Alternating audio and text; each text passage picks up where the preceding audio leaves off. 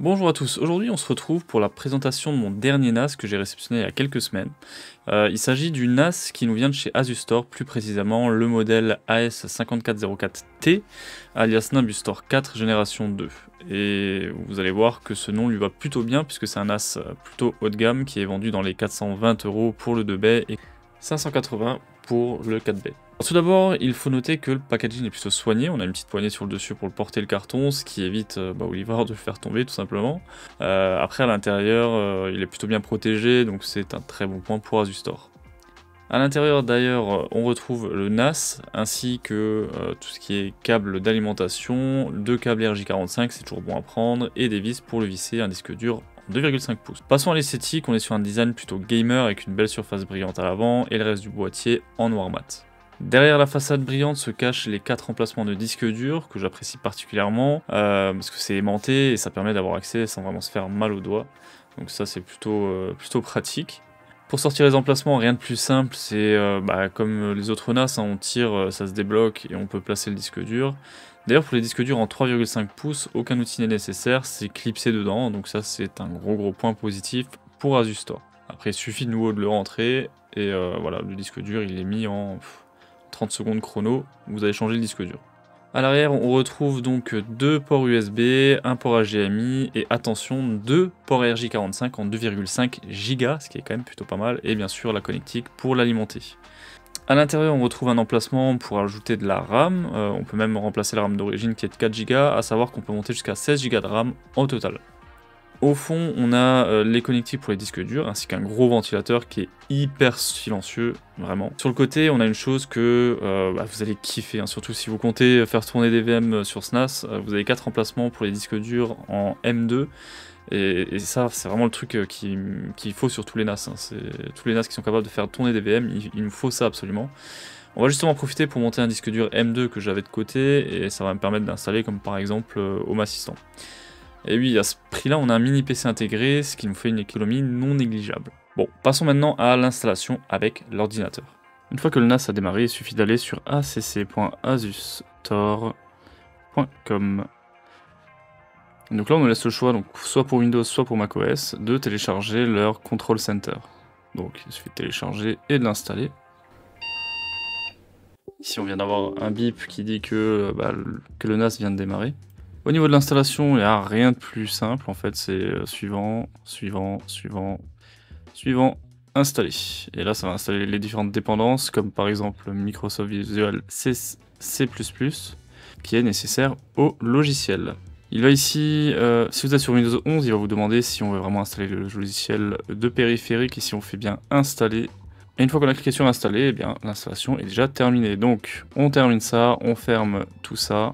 Ici, ça demande si on veut autoriser cette application à accéder au réseau public. Donc effectivement, on va autoriser, sinon ça va être compliqué de trouver notre NAS. Et donc là, on va faire un petit balayage et il le trouve instantanément. Ici, donc, on a des petites infos sur le périphérique. Hein, donc le nom, ça c'est en général avec le numéro de série, ça va changer chez vous. On a l'adresse IP qu'elle a prise sur le réseau, le modèle, le numéro de série, l'adresse MAC, la version d'ADM, donc ADM c'est comme chez Synology, hein, les DSM c'est exactement la même chose, c'est la version du logiciel. Et ensuite on a un état donc non installé. Il suffit de cliquer sur non installé et cela nous ouvre la page internet de configuration. Donc ici on peut choisir en français, tout est traduit bien sûr en français. Et là en fait on a toutes les infos, on a juste à suivre. En fait ça me fait un peu penser quand même à Synology qui est une marque quand même beaucoup plus chère. Et l'interface elle est vraiment très simple et très semblable. Donc bien sûr ici ça vous indique que quand on va installer pour la première fois donc notre NAS, ça va supprimer tout ce qui est sur les disques durs. Donc soit disque dur ou disque SSD, ou alors un disque sur un emplacement M2. Donc là on fait suivant. Ici on va faire mise à jour automatique, ce qui est en général recommandé de faire ça. Après vous pouvez faire une mise à jour manuelle, bon je vous conseille de le laisser quand même sur mise à jour automatique. Et ensuite on n'a plus qu'à laisser travailler le logiciel. A noter que là vous voyez on est connecté directement au NAS, donc j'ai l'IP du NAS donc sur le port 8000. Et on voit que tout ça c'est vraiment une interface web qui est sur le NAS. Une fois que l'installation est terminée, eh bien, il va redémarrer, vous entendrez de nouveau le petit bip une fois qu'il a redémarré. Et il suffit de patienter. Voilà, on entend le petit bip comme quoi il a redémarré et ça recharge instantanément la page. Donc là, il suffit d'accepter les termes et conditions. Et on va installer, donc moi je vais l'installer en sombre, je préfère quand même sombre. Ensuite on a la configuration en un clic ou configuration personnalisée. Pour les néophytes, je vous conseille quand même de faire la configuration en un clic. Pour ceux qui ont l'habitude de configurer des NAS, passer sur une configuration personnalisée. Vous pourriez vraiment régler tous les petits détails de ce NAS, ce sera beaucoup plus simple. Moi je vais faire la configuration en un clic parce que je m'adresse vraiment à des personnes qui installent ça pour la première fois. Donc on fait en un clic.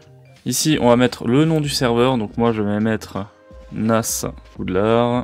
On va entrer un nom de compte, un mot de passe, on le répète. Au niveau du stockage en fait, il va vous demander qu'est-ce qui décrit le mieux vos besoins de stockage. Là ici il faut être très prudent aussi sur le disque dur qu'on utilise. Donc là nous on va utiliser le disque dur et pas le SSD. Pourquoi? Pour la simple bonne raison que le disque dur ça va être pour tout ce qui est NAS, tout ce qui est stockage, et le SSD ça va être pour tout ce qui est VM. Donc ici on laisse la capacité maximale, supporte les sauvegardes instantanées, système de fichiers BTRFS. Je crois que ça c'est pour tout ce qui est Mac il me semble. Donc on va mettre ça, on va cocher ça également, ça peut être intéressant, surtout à l'avenir. Donc là ça nous donne la capacité totale, donc j'ai un disque dur de 1 Tera, donc il aura 927 Go pour du stockage, et du niveau de RAID bien sûr, c'est du simple, vu que j'ai un seul disque dur. Bien sûr si on a plus de disques durs on peut faire des niveaux de RAID différents, et du coup ça nous calculera la capacité également. Donc ici on coche bien, je confirme que j'ai lu et compris ce qui précède, et on démarre l'installation. Ici encore une fois il va falloir attendre que tout se fasse, donc là il va faire le partitionnement, il va faire le formatage, etc. Donc là c'est maintenant qu'il va effacer toutes les données du disque dur, donc à partir de là, si vous avez fait une connerie, ben tant pis pour vous. On va laisser faire ça tranquillement, et on se retrouve juste après. La prochaine étape, ce sera d'enregistrer votre NAS chez Asustor. Donc là, si c'est la première fois que vous avez un produit de chez Asustor, eh bien, il faut cocher le premier choix, sinon vous vous connectez directement à votre compte, ou alors on s'enregistre plus tard. Je vous conseille quand même d'enregistrer votre produit, et comme ça vous aurez votre idée. Et comme ça, ça va vous permettre d'accéder en fait à votre NAS à distance. Si jamais il y a un problème, vous pouvez vous connecter sur le site d'Asustor et faire des opérations vraiment à distance quand vous n'êtes pas chez vous, et ça peut être très pratique. Donc ici, on coche le suivant et on va créer notre compte. Bien sûr, je vais vous couper toute cette partie-là, forcément je vais vous montrer mes données personnelles, et on se retrouve à l'étape d'après. À l'étape d'après, c'est tout simple, c'est merci de vous être enregistré, et on démarre enfin notre NAS. Ici, on a notre habituel message par rapport à la vie privée, donc à savoir qu'Asustor met un point d'honneur sur la protection de la vie privée, et donc collecte vraiment le minimum de données possible. Ne collecte d'ailleurs aucune donnée personnelle, sans que vous les fournissez vous-même via un formulaire par exemple, voilà. Il va surtout collecter des données de diagnostic en cas de crash, en cas d'erreur, en cas de problème. Ça va remonter chez eux un petit rapport avec les problèmes, mais ça va pas mettre de données personnelles dans ce rapport. Donc là on fait continuer, et là on va encore faire une petite configuration. On a ici des petits conseils de cybersécurité forcément, hein. Donc utiliser un mot de passe fort, il recommande de changer régulièrement le mot de passe, ça c'est la base. Éteindre tout ce qui est terminal SSH et SFTP si vous n'en avez pas besoin. Faire des sauvegardes régulières et s'assurer que les sauvegardes sont à jour. Donc là quand il parle de sauvegarde régulière, c'est soit vers un autre NAS, soit vers un cloud. Et il conseille également de changer les ports HTTP et HTTPS par défaut, forcément, ça c'est la base. Je vais les modifier un peu plus tard parce que là j'ai pas trop d'idées sur ce que je vais mettre comme port, mais je vous conseille vraiment de changer les ports, mettre autre chose que ce qu'il y a de base. Surtout que c'est des ports, l'HTTP là il est très souvent utilisé, donc je vous conseille vraiment de changer de port. Si on laisse les ports par défaut, il va falloir cocher cette petite case, comme quoi en gros il se décharge de tout problème. Et en gros ça veut dire je conviens que je suis entièrement bête, voilà. On arrive enfin à la dernière étape qu'on peut zapper si jamais on n'a pas envie de savoir un peu comment ça fonctionne. Donc soit on démarre le didacticiel, soit on le rappelle à la prochaine connexion, soit on ne demande plus. Donc là si vous voulez tester, je vous conseille de mettre ne pas demander, mais mettez-le, rappelez-le moi à la prochaine connexion, et si vous arrivez à vous débrouiller, à comprendre, etc. Faites ne plus demander. Honnêtement c'est hyper simple comme interface, vous verrez. Donc moi je vais faire rappeler mais je vais l'enlever ensuite. Ici on a un petit peu une interface à un peu comme sur un Mac en fait, et on a en fait des petites applications. Donc voilà, l'app centrale ça va être l'App Store, contrôle d'accès, on va avoir un peu tout ce qui est LDAP, Active Directory, si jamais vous gérez un Active Directory. Vous aurez les dossiers partagés que vous avez, les utilisateurs locaux, les groupes locaux, c'est là où on va pouvoir mettre tout ce qui est permission. Ensuite, on a le moniteur d'activité, afin de savoir un peu comment la machine se comporte. C'est un peu comme sur Windows, hein, c'est à peu près la même chose. Donc là, on voit que vraiment au repos, je fais rien du tout. J'ai une utilisation de 1% du CPU, de 3% de la mémoire, aucune consommation réseau et aucune consommation de disque. Donc ça, c'est plutôt une bonne chose. On a donc la vue d'ensemble, sinon on peut regarder tous les acteurs un par un. Après, l'app centrale, c'est l'App Store, hein, c'est là où on va trouver tout ce qui est Docker, etc. Afin de... Là, on accepte les conditions, on accepte la politique de confidentialité. D'ailleurs, là, il y a un petit didacticiel qu'on va zapper, on va chercher nos trucs. Donc, on a par exemple VirtualBox, on a Plex Server, Docker Engine, on a un serveur Apache, il y a plein d'applications, ça je vous laisserai regarder, c'est hyper simple. Au niveau sauvegarde, restauration, eh bien on peut faire en gros des AirSync, des sauvegardes en SMB, des sauvegardes en FTP, sauvegarde sur un disque dur externe, sauvegarde One Touch, je ne connais pas, accès bouton USB sur... Ok, alors ça c'est vraiment sympa, ça, sauvegarde One Touch, en fait, ouais, on peut activer ça. Et en fait, vous allez brancher une clé USB sur la façade et ça va directement transférer tout le contenu de la clé USB eh bien, sur votre NAS. Ça, c'est plutôt une bonne chose, ça. Au niveau des périphériques externes, forcément, eh bien, on a à peu près toutes les infos, voilà. Oh, on a même du Bluetooth, voilà. Je savais même pas ça. Eh bien, on peut même connecter souris clavier en Bluetooth, donc ça c'est plutôt pas mal. À savoir que vous avez un écran, vous pouvez brancher un écran à l'arrière hein, si jamais vous avez un problème réseau. On a l'explorateur de fichiers basique.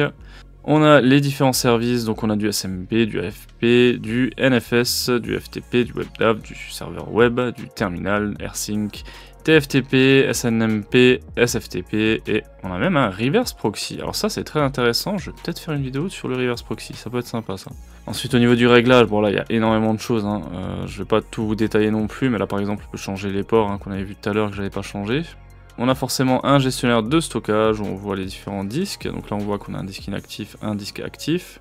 On a tout ce qui est information système, hein, forcément, le petit journal en cas d'erreur, les utilisateurs en ligne, le réseau, l'utilisation du réseau, etc.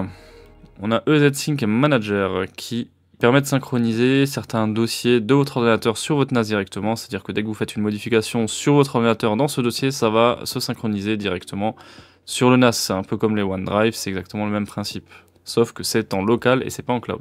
Donc ça c'est un petit logiciel à installer sur votre PC tout simplement. On a le Snapshot Center pour faire des snapshots, bon ça rien de nouveau.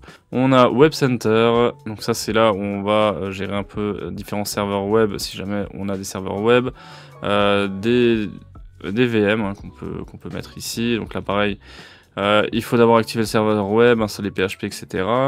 Et ensuite on a Dr Azustore, donc ça c'est plutôt sympa, un petit clic, ça fait un petit diagnostic de notre NAS, ça check que tout fonctionne bien, que tout est à jour, et là par exemple on a des petits soucis, ok, donc on fait fermer, on a un risque moyen, et là ça vous donne même des conseils sur qu'est-ce qu'il faut faire. Donc là par exemple il nous dit il faut planifier une sauvegarde des données, il faut des snapshots, on n'a pas de snapshot par exemple.